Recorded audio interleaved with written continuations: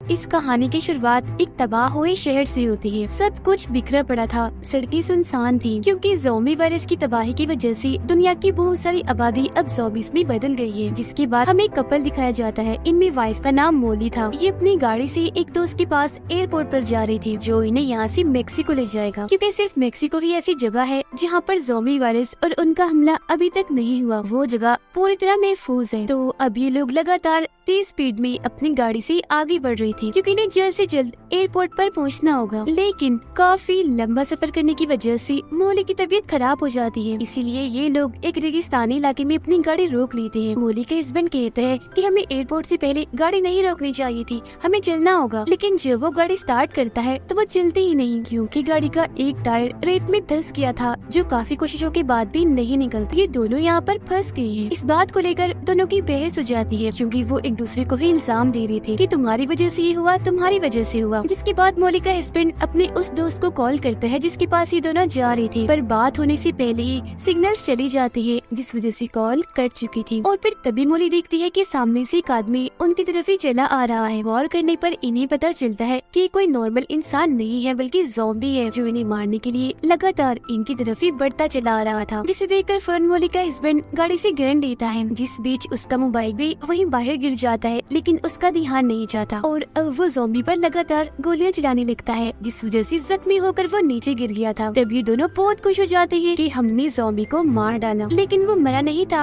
अभी भी जिंदा था। दोबारा से उठकर इनकी तरफ बढ़ने लगता है। जिसे देखकर मोली के हस्बैंड दोबारा एक गोली उस पर चलाता है जो उसकी कान पर लगती है, लेकिन वो फिर भी आगे बढ़ता ही जा रहा था और अब उसकी गन में गोलियां भी खत्म हो चुकी थी। इसीलिए इन्हें दोबारा से गाड़ी में वापस आकर बैठना पड़ता है। अब ये ज़ॉम्बी के यहाँ से जाने का इंतजार करने लगती है, पर वो जा ही नहीं रहा था। तब से इनकी गाड़ी के आसपास ही मंडला रहा था इन्हें मारने के लिए। देखते ही देखते यहाँ रात हो गई थी, पर वो अभी भी बाहर खड़ा होकर खिड़की से इन्हें देखे ही जा रहा था। दरअसल मोली के हस्बैंड से सबसे बड़ी गलती ये हुई थी कि उसने मोबाइल बाहर गिरा दिया था जिसे उठाया भी नहीं था और अब इन्हें किसी तरह मोबाइल हासिल करना था। ये गाड़ी की लाइट जलाती है और देखते हैं कि ज़ॉम्बी बाहर नहीं है। तब चुपके से मोली बाहर आती है और आखिरकार मोबाइल के पास भी पहुँच चुकी थी। लेकिन जब उसका हस्बैंड पीछे था तो तभी ज़ॉम्बी यहाँ आकर उस पर हमला कर देता है और उसने मोली के हस्बैंड को काट कर उसे मार दिया था। उसकी मौत से मोली को काफी दुख तो होता है, पर उसे अपनी जान बचानी थी, इसीलिए वो अपना जरूरी सामान लेकर यहाँ से भाग जाती है फौरन। अगली सुबह वो अपने उस दोस्त को कॉल करती है जो एयरपोर्ट पर इनका इंतजार कर रहा था। मोली उसे कहती है कि गाड़ी खराब है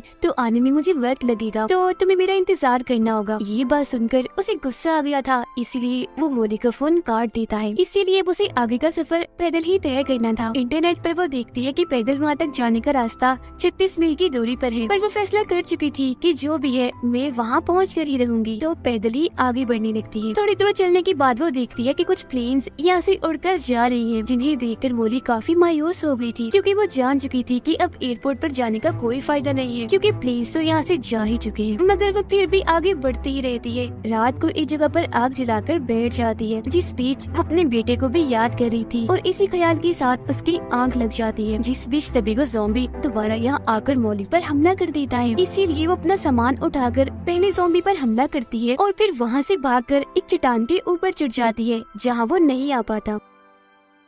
अगली सुबह वो देखती है कि ज़ॉम्बी अभी भी चट्टान के नीचे यानी उसके करीब ही है, जो उसके पास आने की कोशिश कर रहा है। तो वो अपना सामान लेकर यहाँ से दोबारा भागने लगती है। हालांकि ज़ॉम्बी भी उसका पीछा करता है, पर वो आराम आराम से चल रहा था तो इतनी आसानी से उस तक नहीं पहुँच सकता था। लेकिन जब मोली एक जगह पर रुक गई थी तो दोबारा से वो उसके पास आने लगता है। अब यहाँ वो पत्थर से उसे डराकर भगाने की कोशिश भी करती है, पर वो उसे नजरअंदाज करके उसकी तरफ बढ़ता ही चला जा रहा था। और यहाँ एक बार फिर रात हो जाती है, इसलिए मोली एक चट्टान के ऊपर आग जलाकर बैठ जाती है क्योंकि वो जानती थी कि ज़ॉम्बी चट्टान पर नहीं आ सकता, तो वो यहाँ महफूज है। अब अगली सुबह उसे दोबारा अपने दोस्त की कॉल आती है। वो उसे कल सुबह तक का टाइम देता है। कहता है कि अगर तुम कल सुबह तक एयरपोर्ट पर आ गई तो ठीक है, वरना हम तुम्हें छोड़कर यहाँ से निकल जाएंगे। जिसका मतलब था कि एक मौका अभी भी उसके पास था यहाँ से निकलकर अपनी जान बचाने का। इसीलिए वो दोबारा से आगे बढ़ने लगती है। लेकिन ज़ॉम्बी तो अभी तक उसका पीछे नहीं छूटता। उसके खाने पीने का सामान भी खत्म हो गया था, जिस वजह से उसे कमजोरी चोरी हो रही थी और पानी की कमी तो बहुत थी, ऊपर से गर्मी भी बढ़ती जा रही थी। यहाँ वो रुक भी नहीं सकती थी क्योंकि ज़ॉम्बी उस पर हमला करके उसे मार देगा। लेकिन काफी तक जाने की वजह से उसकी आंखें बंद होने लगती है और फिर तभी यहाँ रेत का एक काफी बड़ा तूफान आ जाता है, जिस तूफान में वो ज़ॉम्बी के साथ फंस जाती है और बेहोश हो गई थी। फिर जब उसे होश आती है तो वहाँ से एक गाड़ी गुजर रही थी। वो उन्हें आवाज लगाकर रोक लेती है, जिसके अंदर से दो आदमी बाहर आते हैं। सबसे पहले वो मोली को पीने के लिए पानी देते हैं। वो फिर इन्हें बताते हैं कि मुझे एयरपोर्ट जाना है, तभी मैं यहाँ से निकल सकती हूँ, तो प्लीज आप मुझे ले चलिए। तो अब ये लोग मोली को गाड़ी में बिठाते हैं। वो देखती है कि मेरा बैग मेरे पास नहीं है,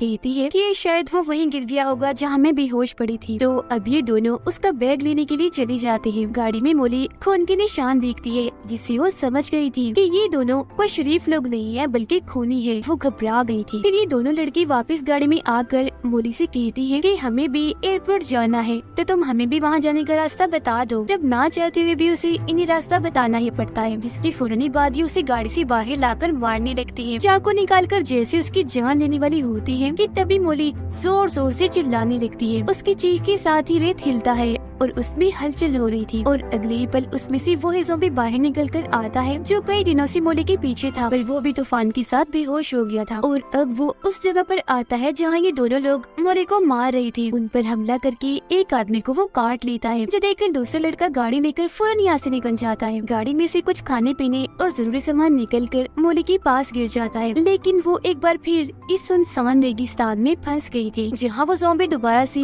इसकी तरफ ही आ रहा था, जिसे देख वो सोच में पड़ जाती है कि क्या मुझे ज़ॉम्बी पर यकीन करना चाहिए या नहीं, क्योंकि आखिर ज़ॉम्बी ने ही उसकी जान बचाई थी। लेकिन ये भी सच है कि आखिर वो है तो एक ज़ॉम्बी ही। अब मोली के पास यहाँ एक कश्ती भी थी जो उस गाड़ी में से ही गिरी थी, जिसमें सामान रखकर वो उसे घसीट रही थी, पर थकी होने की वजह से रस्सी उससे खींची नहीं जाती, इसीलिए अब वो ज़ॉम्बी पर भरोसा कर ही लेती है। उसके गले में कश्ती की रस्सी डालकर उसमें सामान रखती है, जिसे खींचकर ज़ॉम्बी आगे बढ़ रहा था, तो वो भी उसके साथ साथ आगे बढ़ती रहती है। उसकी यहाँ एक किस्म की ज़ॉम्बी से दोस्ती हो गई थी। वो उसे अब अपनी कहानी सुनाने लगती है कि पहले मैं एक डांसर हुआ करती थी, मेरी बहुत ही छोटी उम्र में शादी हो गई, जिसके बाद मेरा बेटा पैदा हुआ, लेकिन क्योंकि मैं उस वक्त उसकी देखभाल नहीं कर सकती थी, इसलिए मैंने अपना बेटा अपनी बहन को दे दिया। मेरी बहन ने ही उसे पाल पोस कर बड़ा किया और आज भी वो वही है। मैं उसे बहुत याद करती हूँ। वो फैसला करती है कि मैं अब इस ज़ॉम्बी को ट्रेन करूंगी, सब इसे सिखाऊंगी। अगर इसने मेरा कहा माना तो इसे मैं अपने साथ ले जाऊंगी, और अगर नहीं तो इसे यही रेगिस्तान में छोड़ दूंगी। लेकिन वो ज़ॉम्बी तो उसका सारा कहना ही मान रहा था। तो अभी लोग आगे बढ़ते हैं और मेन रोड तक आ गए थे। मोली गाड़ी के आने का इंतजार करने लगती है ताकि यहाँ से निकल सके।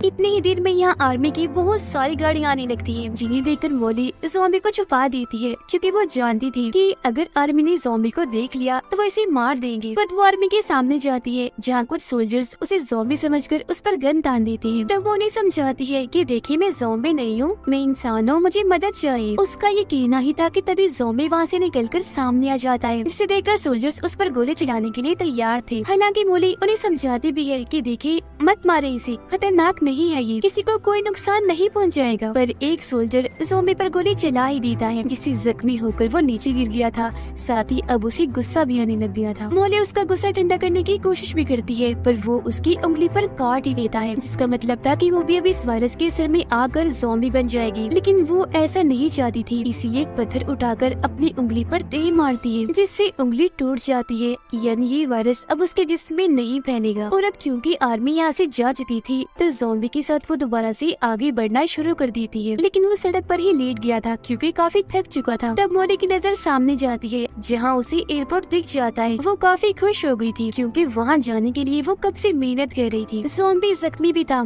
इसलिए सड़क से उठ ही नहीं पा रहा था। इसे देखकर मोली समझ जाती है कि वो दर्द में है, इसीलिए उसे दर्द से छुटकारा देना होगा। तो वो एक पत्थर उठाती है और ना चाहते हुए भी उसे ज़ॉम्बी पर दे मारती है, जिससे उसकी आखिरकार मौत ही हो जाती है। आगे बढ़ते हुए वो अपने दो दोस्तों के पास पहुंच गई थी, जो इसे मेक्सिको ले जाएंगे, जहां ये वायरस अभी तक नहीं आया। लेकिन यहाँ से निकलने से पहले वो अपनी बहन को कॉल करती है, जहाँ उसका बेटा भी था। फोन उसका बेटा ही उठाता है, जो बहुत ज्यादा डरा हुआ था। बताता है कि मुझे घर में कैद किया हुआ है, क्योंकि बाहर बहुत सारे ज़ॉम्बीज़ है जो अंदर आने की कोशिश कर रहे हैं मुझे मारने के लिए। जो सुनकर मोली अपने बेटे के लिए काफी परेशान होने लगी थी, क्योंकि उसे लग रहा था कि शायद मेरी बड़ी बहन भी इस ज़ॉम्बी वायरस की लपेट में आ चुकी है या वो भी मारी गई है। वो जानती थी कि मेरे बेटे को इस वक्त मेरी जरूरत है, इसीलिए वो मेक्सिको जाने का फैसला बदलकर अपनी बहन के घर जाने का फैसला करती है और उसके दोनों दोस्त यहाँ से निकल जाते हैं। वो गाड़ी में बैठकर ज़ॉम्बीज़ को मारते हुए आखिर उस जगह पर पहुँची जाती है जहाँ उसकी बहन का घर था। यहाँ सब कुछ तबाह बर्बाद हुआ पड़ा था। वो अब जैसे अपने बहन के घर में आती है तो उसे ये जानकर काफी दुख होता है कि मेरी बहन और उसका हस्बैंड मारे गए हैं, क्योंकि वहाँ शीशे पर खून से कुछ लिखा हुआ था। वो फौरन अपने बेटे के कमरे में जाती है जो अपने टेंट में ही छुपा हुआ था मगर काफी डरा हुआ लग रहा था। अपने बेटे को सही सलामत देकर वो काफी खुश हो जाती है और फौरन उसे लेकर नीचे आती है जहाँ दरवाजे पर बहुत सारे ज़ॉम्बीज़ थे